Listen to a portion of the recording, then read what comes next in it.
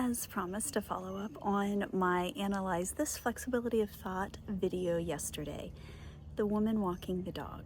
So flexibility of thought.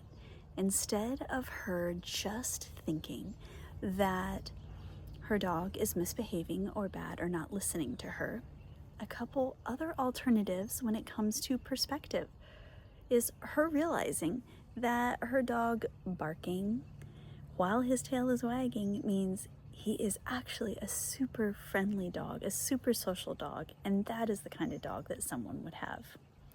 But it seems a little simpler from that side, but from my side looking in, my flexibility of thought is I could easily judge her for her treatment of her pet because I love animals and I don't want them to be treated that way. However, so my flexibility of thought can interact how I think about her in that interaction. So a couple other perspectives that came to my mind was perhaps she was someone that was ultimately raised in a place that they actually didn't like dogs or they didn't value dogs or pets. And as she got older, she decided she really wanted to have them. She had a soft place in her heart, but still that hard wiring was in there that they could be trouble, they could be disobedient.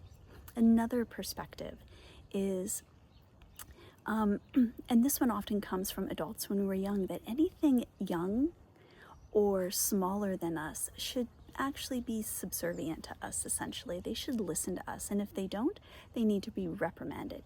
And that doesn't just mean with animals or with humans, but that could mean with really anything. And ultimately, there is another perspective that if I keep turning my ball to think about what other perspectives, other ways I can view this, the last one that came to my mind was that she perhaps maybe wasn't a very self-assured woman, and she didn't want to be judged for having a misbehaving dog. And that is kind of a big one.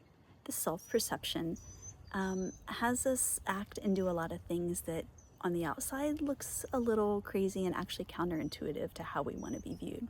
So just a quick recap, a few different different perspectives, flexibility of thought on this skill that you can bring to a situation. I am going to bring some more situations here because the dog walking one seems like perhaps it can be removed from your life, but I'm going to increasingly share ones that may get a little closer to you to challenge your skill of flexibility of thought. So I hope you enjoy.